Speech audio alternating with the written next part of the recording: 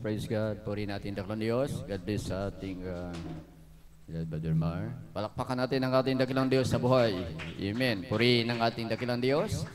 At mga minamahal, tayo po ay narito sa bahagi ng ating pag-aaral sa salita ng ating mahal na Panginoon. Tayo pong lahat ay dumalangin. Hallelujah. Dakil at mapagpala naming Amang Diyos na makapangyarihan sa lahat. Sa pangalan mo, mahal na Panginoon Isus, sa unang panalangin ng aming minamahal na pastor, mahal na Panginoon, maraming salamat o Diyos namang banal. Hallelujah. Sa bawat yugto, yung banal gawain, yun nilang isan, mahal na Panginoon sa araw nito. Hallelujah. Dalangin namin o Diyos, amang banal, sa aming pag-aaral sa iyong banal na salita, mahal na Panginoon, buksan po lahat ng pakinipag-unawa ng mga kapatid namin, para sa iyong banal na salita, mahal na Panginoon. Ganon din o Diyos, sa iyong paglingkod sa ng akin, wala akong magagawa, sa iyo lamang akong maasa, mahal na Panginoon, na magkaroon ng sapat na karunungan at talento upang iturot iaral, mahal na Panginoon, yung banal na salita sa aming mga kapatiran sa araw nito. Hallelujah. Mahal na Panginoon, lagi pa naman na pag-ibig at kapangyarihan o Diyos, ang iyong mga banal na salita sa araw nito. Sa lahat ng uri na gawa ng kaaway, amin sinasaway sa makapangyarihang pangalan ni Jesus. Hallelujah, cast out in Jesus' name. Hallelujah, praise the Lord. Praise the Lord, purihin ang ating pinakamamahal na Panginoon. At mga kapatid, tayo po ay narito sa pag-aaral sa salita ng Diyos. Subalit bago po lahat, mga kapatid, nais mo nang ipaabot sa ating dakilang Diyos ang mataas na kapurihan, mataas na pagsamba, mataas na pagpapasalamat para sa ating dakilang Diyos na buhay at dobling paggalang sa ating mga magulang, sa ating pinakamamahal na Panginoon, sa ating Honorable Pastor Weldes Rada Almida, sa mga beloved children, ang ating minamahal na Pastor, at isang mabuti at magandang alaala para sa ating lahat na tayo po'y iniwanan na isang magandang halimbawa ng ating beloved Assistant Pastor, at tayo po ay nanatili sa ating paglilingkod sa ating pinakamamahal na Panginoon. Sa inyo mga kapatid, magandang hapon sa inyong lahat. Sa lahat naman nandirito, purihin ang ating pinakamamahal na Panginoon, maging sa lahat ng ating mga kapatiran na mga nanonood sa inyong mga television, sa mga oras ito, sa lahat ng mga sumusubaybay sa banal na gawain ito mga kapatid, maging sa Luzon, sa Visayas, maging sa ibayong dagat. Mga kapatid, magandang hapon sa inyong lahat riyan. Palakpakan po natin ang malakas ang ating pinakamamahal na Panginoon. Praise God, purihin ang ating dakilang Diyos at napakapalad po natin mga kapatid sapagkat tayo po ay narito at lagi po natin binubulay-bulay ang salita ng Diyos. Amen. Kaya ang sabi ng Bible, mapalad yung alipin na kung dumating ang Panginoon ay mangaratnan na gayon ang kailang mga ginagawa. Bakit sinabi ng Biblia na mapalad? Dahil ipagkakatiwala sa atin ng ating pinakamamahal na Panginoon, yung mga pag-aari ng ating dakilang Diyos. Amen. Yung kayamanang panlangit mga kapatid ay nihintay na lamang natin. Habang tayo po narito, habang tayo po ay habang ginagawa po natin ang kalooban ng ating pinakamamahal na Panginoon, tayo po ay naturingan na mapalad na alipin. Amen. Amen. Mapalad na alipin. Bakit? Bakit sinabi ng Biblia na mapalad na alipin? Sapagkat, mga kapatid, sa ating mga ginagawa nito ay isang paraan upang tayo pong lahat, mga kapatid ko, ay maging pag-aari ng ating pinakamamahal na Panginoon. Ang kayamanang panlangit, mga kapatid, ay inilaan ng ating pinakamamahal na Panginoon sa kanyang mga lingkod, sa kanyang mga alipin na tapat at sumusunod at gumagawa sa kalooban ng ating dakilang Diyos sa buhay. Amen. Pumalakpak tayo na malakas sa ating pinakamamahal na Panginoon. Basahin po natin ang unang talata. Sa Mateo tayo. Sa Mateo 24, 45 hanggang 47.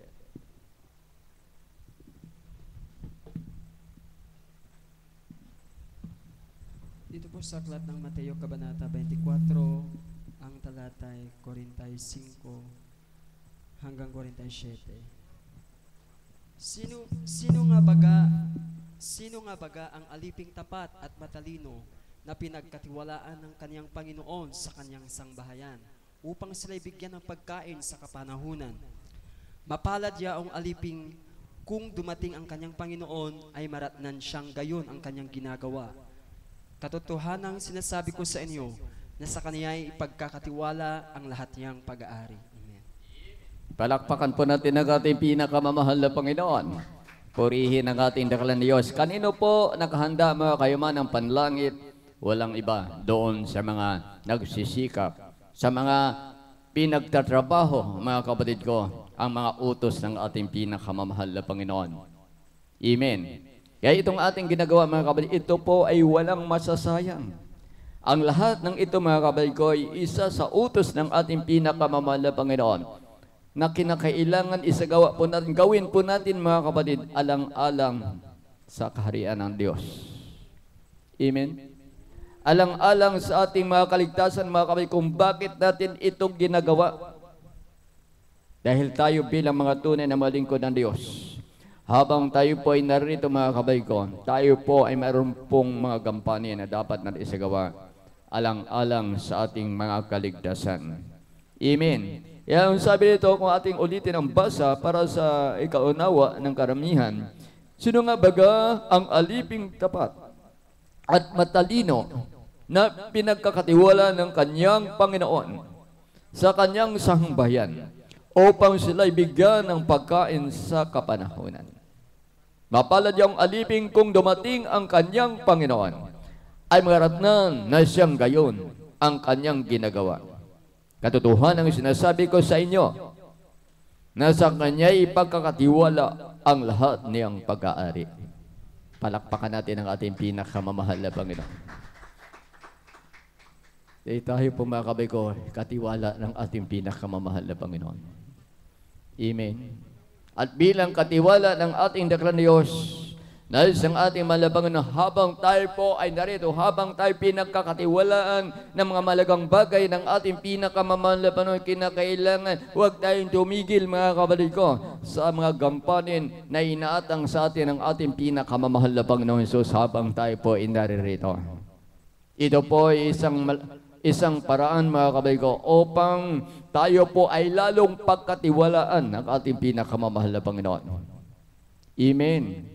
Amen. Walang dahilan, walang pasubali mga kapatid na tayo po'y mag-aninlangan. Sapagkat napatunayan na po natin mga kapatid ko na sa loob na ilang taon sa ating paglingkod sa ating pinakamamahal na Panginoon, sa sunod-sunod nating pagtatapat mga kapatid ko, sobra-sobra pa ang pagpapalang inilaan ng ating pinakamamahal na Panginoon.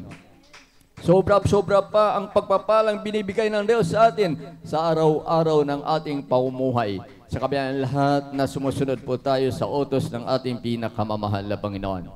Walang imposible sa Diyos sapagkat lahat ng bagay ay pagkaari ng ating pinakamamahal na Panginoon. Kaya ang sabi nito, katotohanan ang sinasabi ko sa inyo, ang lahat na pag-aari ay ipagkakatiwala sa atin ng ating pinakamamahal na Panginoon. Amen. Hindi lamang dito sa lupa mga kapatid ko, tayo pagkakatiwala ng ating Diyos mga kapatid, kung tayo po ay maging matalino lamang, pati ang langit, ang kayaman ng panlangit, ay pagkakatiwala rin sa atin ng ating pinakamamahal na Panginoon.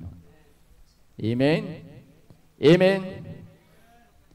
Palakpakan muna natin ang ating pinakamamahal na Panginoon. Sa pagbabalik ng ating mahal na Panginoon, mga kapatid, hindi po natin alam ang oras o ang panahon, ang araw, kung kailan paririto ang ating daklang Diyos. Amen. Kaya tayo mga naghahanda, tayo po ang naturingan ng mga mapalad na ito ginagawa po natin. Lagi po tayong nagpupuri sa ating pinakamamahal na Panginoon. Lagi tayong nagpapasalamat sa ating daklang Diyos na buhay.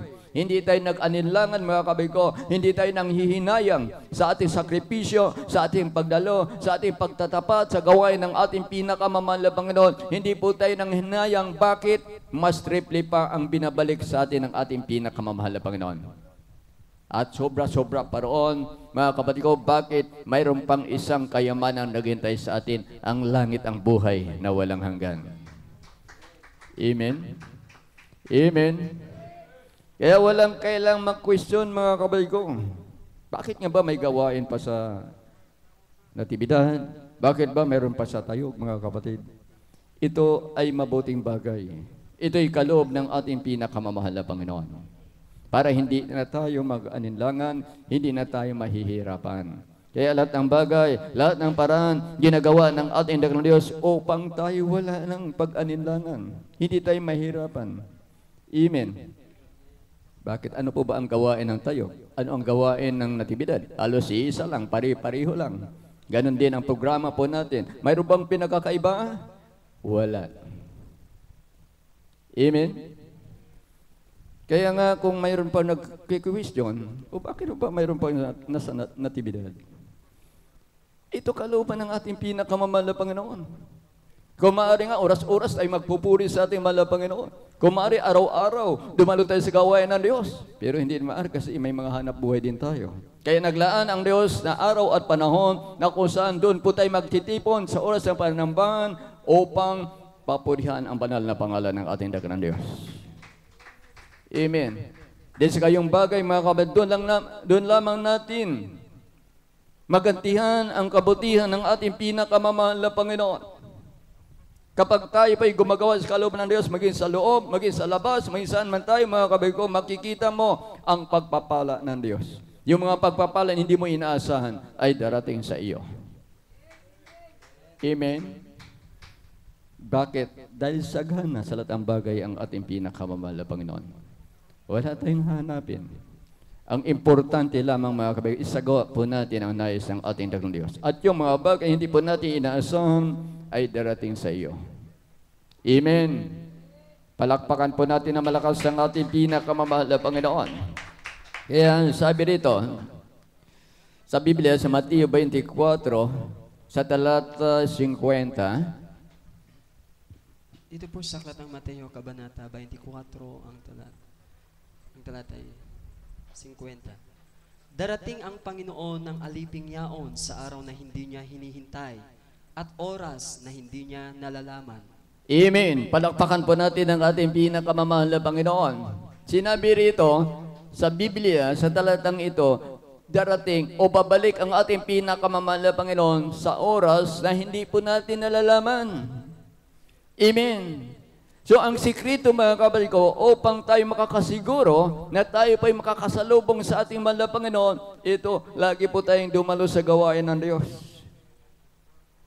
Lagi tayong magtatapat sa lahat ng bagay, sa pagdalo, sa kabanalan, lahat ng bagay na inuutos sa atin ng ating pinakamamahal na Panginoon, isagawa po natin. Yan ang mga pamaraan, mga kapatid, upang tayo makakasiguro po tayo na sa pagbabalik ng ating pinakamamahal na Panginoon ay sasama po tayo sa pagsalubong sa ating pinakamamahal na Panginoon. Amen.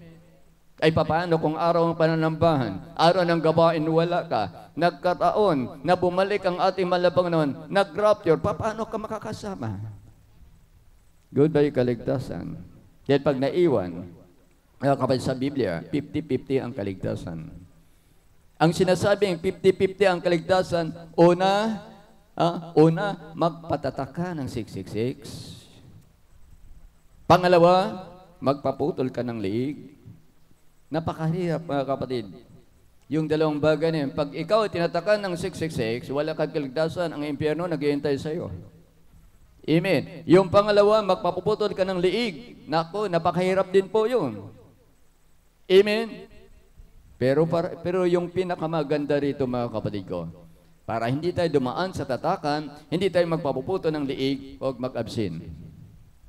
Laging dumalo sa gawain, laging magpasalamat, magtapat sa lahat ng bagay, sa kabanalan, sa pagbibigay, lahat ng bagay na inuutos ng ating mahal na Panginoon, sundin po natin, magpakababa po tayo, mga kapatid ko, sa harapan ng Diyos, sapagkat ang nagpakababa, ang sabi sa Biblia, ay itataas ng ating mahal na Panginoon. Amen. Amen. Kaya walang tinatangi ang Diyos. Mayaman ka, kay pulubi, kay dukha ka, kay alipin ka, kinakailangan maging pantay-pantay tayong lahat sa paningin ng Diyos. Amen. Amen. Purihin ang ating pinakamamahal na Panginoon. Kaya sa Biblia, mga kapatid ko, mayroong pong 5 mangmang. At yung 5 naman ay matatalino. Amen. Kaya yung 5 ito na matatalino, ito po ay naghahanda po sila. Amen. At sa kanilang paghahanda, mga kapatid, hindi po nila inaasahan, dumating ang Panginoon. Hating gabi, ito po ang nakakasama doon, nakakapasok doon sa piging ng kasalan. At samantalang yung lima, ito'y mga mangmang. Hindi sila naghahanda. Biglang bumalik ang ating pinakamamahal na Panginoon. Mga kapatid, sa oras na hindi nila inaasahan, bumili pa sila ng kalang ilawan. Doon sa tindahan, bumili pa ng langis. Pagbalik po nila, sarado na yung pintuan. Hindi na sila nakakapasok. Bakit? Katok ng katok. Sabi ng malawi, sino ba kayo? Hindi ko kayo nakikilala. Kung taga saan kayo, sino kayo? Ganon din sa ating buhay, mga kapatid. Kapag tayo po ay nagkulang sa ating malaman, hindi po tayo naghahanda, mga kabigo, mahirap tayo makapasok doon sa kaharian ng langit. Amen? Kaya mahalaga at pinakamalaga na dapat natin itong ugaliin, na huwag po nating pagsawaan na magpuri sa ating mahal na Panginoon. Huwag tayong magsawa na dumalo sa gawain ng ating ng Diyos. Huwag tayong magsawa na magtapat sa lahat ng bagay. Dahil yon ang mga pamaraan para tayo makapasok doon sa kaharian ng langit. Amen? Amen? Kaya kung magsawa po tayo sa paglingkod sa Diyos, mga kabay ko, ay baka magsawa din ang ating mahal na Panginoon sa atin. Amen? Amen? Kaya huwag nating pagsawaan ang gawain ng ating pinakamamahal na Panginoon hanggat maaari nga araw-araw may gawain. Hanggat maaari araw-araw magpuri po tayo sa ating mahal na Panginoon. Dahil yan ang mga pamaraan, mga kapatid, para tayo makakasiguro sa ating kaligtasan. Basahin po natin ang Mateo 25, sa talatang 1, patas ang basa ang 12. Dito po sa aklat ng Mateo, Kabanata 25, ang talatay 1 hanggang 12. Kung magkagayon ay makakatulad ang kaharian ng langit ng 10 dalaga na kinuha ang kanilang mga ilawan at nagsilabas upang salubungin ang kasintahang lalaki. At ang 5 sa kanila'y mga mangmang at ang 5'ay matatalino, sapagkat nang dalhin ng mga mangmang ang kanilang mga ilawan, ay hindi sila nangagdala ng langis. Datapwat ang matatalino ay nangagdala ng langis sa kanilang sisidlan na kasama ng kanilang mga ilawan. Samantalang nagtatagal nga ang kasintahang lalaki, ay nangagantok silang lahat at nangakatulog. Datapwat pagkahating gabi ay may sumigaw, narito ang kasintahang lalaki, magsilabas kayo upang salubungin siya. Nang magkagayoy, nagsipagbangon lahat ang mga dalagang yaon at pinagigi ang kanilang mga ilawan. At sinabi ng mga mangmang sa matatalino, bigyan ninyo kami ng inyong langis sapagkat nangamamatay ang aming mga ilawan. Tatapwat nagsisagot ang matatalino na nangagsasabi, baka sakaling hindi magkasya sa amin at sa inyo, magsiparoon muna kayo sa nangagbibili at magsibili kayo ng ganang inyo. At samantalang sila'y nagsisiparoon sa pagbili, ay dumating ang kasintahang lalaki at ang mga nahahanda ay nagsipasok na kasama niya sa piging ng kasalan at inilapat ang pintuan. Pagkatapos ay nagsirating naman ang mga ibang dalaga na nagsisipagsabi, Panginoon, Panginoon, buksan mo kami. Datapwat sumagot siya at sinabi, katotohanang sinasabi ko sa inyo, hindi ko kayo nakakikilala. Amen. Palakpakan natin ang ating pinakamamahal na Panginoon. Kaya dalawang bagay, dalawang uri, mga kapatid ko, ang paglilingkod ng tao. Amen. Yung 5 naghahanda nito, mga kapatid ko, ito po ang nakapasok doon sa piging ng kasalan. Dahil sila ay naghanda na. Hindi pa dumating ang kasintahang lalaki, nakahanda na ng kanilang langis, yung kanilang mga ilawan. Samantalang yung 5, yung mga mangmang, mga kapatid ko, hindi naghanda. Biglang dumating ang kasintahang lalaki, saka na lang sila naghanda. Pagbalik po nila, sarado na ang pintuan. Hindi na sila nakakapasok. Amen? Kaya ang sabi nito, dapat sumagot siya at sinabi, katotohanan ang sinasabi ko sa inyo, hindi ko kayo nakakilala. Amen? Yan ang mangyayari sa mga taong hindi naghahanda. Kahit anong gawin po natin, mga kabig ko, kung tayo po hindi nagsisikap, kung tayo po ay hindi nagtatapat sa gawain ng ating pinakamamahal na Panginoon, anumang gawin po nating pagsisisi, mga kabay, pag tayo po ay naiwanan, mga kabay ko, wala na tayong magagawa. Kahit ano pang gawin po natin pakiusap sa ating pinakamamahal na Panginoon, hindi na tayo pakikinggan ng ating dakilang Diyos. Amen? Amen? Pero sa mga nagsisikap, mga kabay ko, bukas palad ang ating dakilang Diyos na pinapakinggan ang ating mga kahilingan. Kaya hanggat may araw, hanggat may oras, mga kabay ko, nariyan lagi ang ating pinakamamahal na Panginoon. Ang mahalaga, mga kabay ko, huwag tayo manghinayang sa ating sakripisyo, sa ating mga pagod. Bagamat mahirap, napakahirap maglingkod sa ating pinakamamahal na Panginoon, marami kang isaalang-alang. Amen. Nariyan, uusigin ka ng iyong mga mahal sa buhay. Nariyan kung ano-anong sasabihin sa iyo, mga paninira para sa iyo, mga kabay ko. Subalit, minamahal, mayroon po tayong basyan ang Biblia na dapat natin sundin, hindi ang tao. Dahil hindi ang tao makapagligtas sa atin, kundi ang Diyos na mabait, makapangyarihan sa lahat. Amen. Amen. Palakpakan po natin na malakas ang ating pinakamamahal na Panginoon. Walang sino mang pwede makapag-ingat sa atin. Walang sino mang taong pwedeng magligtas sa atin, mga kapatid ko. Walang sino mang taong magbigay ng mas ganang pagpapala sa atin. Walang iba. Ang Diyos mabait at makapangyarihan sa lahat. Amen. Kaya sinabi ng Biblia, tayo po ay magpilit, sikapin po natin, mga kapatid, bagamat tayo inuusig, inahamak, pinipintasan, subalit ang sabi ng Biblia, magsikap po tayo. Amen. Dahil yun ang paraan, mga kapatid, upang tayo makapasok doon sa kaharian ng langit, sa piling ng ating pinakamamahal na Panginoon. Sa mga hindi nagsisikap, mga kapatid ko, kahit anong gawin po natin, mga kapatid ko, pag tayo po ay naiwanan, wala ng kaligtasan, walang buhay na walang hanggan. Mateo 7:13 at 14. Dito sa Mateo Kabanata 7, ang talatay 13 hanggang 14. Kayo'y magsipasok sa makipot na pintuan, sapagkat maluwang ang pintuan at malapad ang daang patungo sa pagkapahamak at marami ang dooy nagsisipasok. Sapagkat makipot ang pintuan at makitid ang daang patungo sa buhay at kakaunti ang nangakakasumpong noon. Amen. Kakaunti lang kasi tayo. Di ba? Yung marami, wala. Kaya paano maligtas ang marami na yun na wala? Kaya mapalad, sabi niya, ang alipin, pag dumating ang Panginoon, marat na gayon ang kailang mga ginagawa.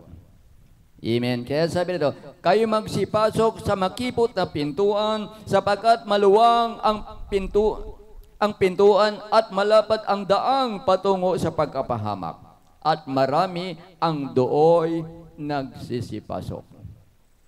Amen.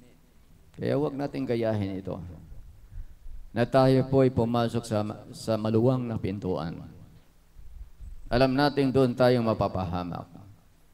Amen? Ang sikapin po natin, ay bagamat mahirap, mga kapatid, gawin po natin. Dahil ito lamang ang tanging paraan para tayo makapasok sa buhay na walang hanggan. Amen? Dahil pag hindi po natin ginawa ito, mga kapatid ko, hindi natin makita ang Diyos. Hindi natin makita ang langit, ang buhay na walang hanggan. Sabi dito sa 14, sapagkat makipot ang pintuan at makitid ang daang patungo sa buhay at kakaunti ang nakakasumpong noon.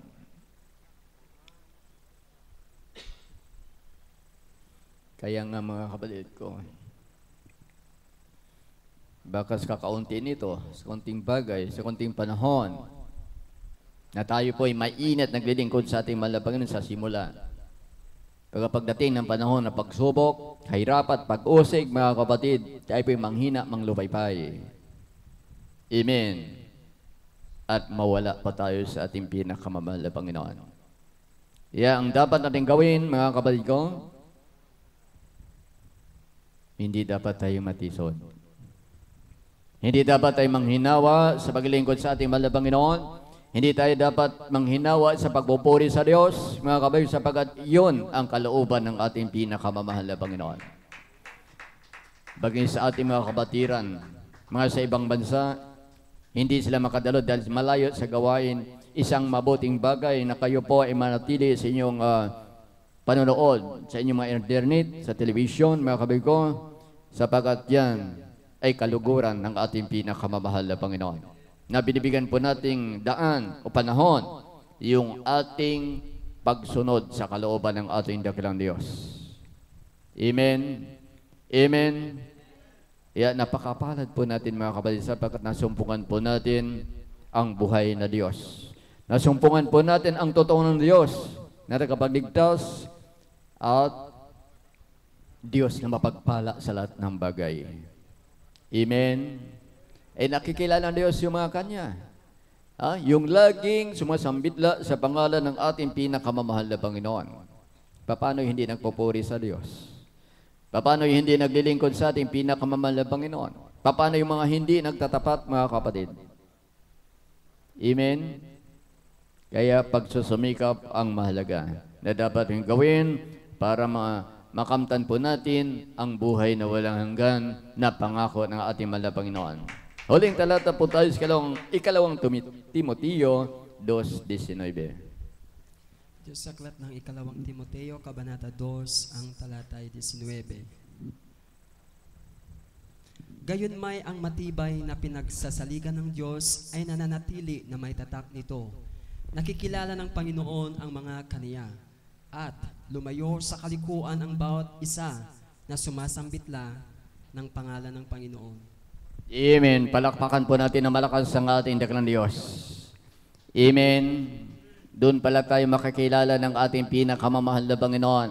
Lagi natin sinasambit ang pangalan ng ating dakilang Diyos na buhay. Lagi natin siyang pinapapurihan, mga kapatid, sa lahat ng bagay, sa ating pamumuhay, mga kapatid ko, maging mabuti, masama, pinasalamatan natin ang ating dakilang Diyos, maging sa pagpapala, maliit, malaki, naroon lagi yung ating pagpapasalamat sa ating pinakamamahal na Panginoon. Hindi po tayo nagki-question, hindi tayo nagtatanong, mga kapatid ko, sapat na ang banal na kasulatan na siyang magpapaliwanag sa bawat isa sa atin. Amen. Amen. Palakpakan po natin ang malakas ang ating pinakamamahal na Panginoon. Dahil ang pinagpalang Kristiyano, mga kabay ko, hindi na ito nag-alinlangan, hindi na nagki-question, hindi na nagtatanong patungkol sa salita ng Diyos. Amen. Amen. Sa bagay na yon, doon siya pagpalain ng ating pinakamamahal na Panginoon. Yung sinasabi natin kanina na hindi natin inaasahan yung mga pagpapala dumarating sa atin. Amen. Bakit? Nakita ng Diyos yung ating katapatan sa pagsunod, sa pagtalima, sa lahat ng bagay. Palakpakan po natin ang ating mahal na Panginoon at mga kapatid, naunawaan po natin ang halaga natin na pag-aaralan sa araw nito. Praise God, ang tapat na Kristiyano. Umawit tayo sa ating mahal na Panginoon.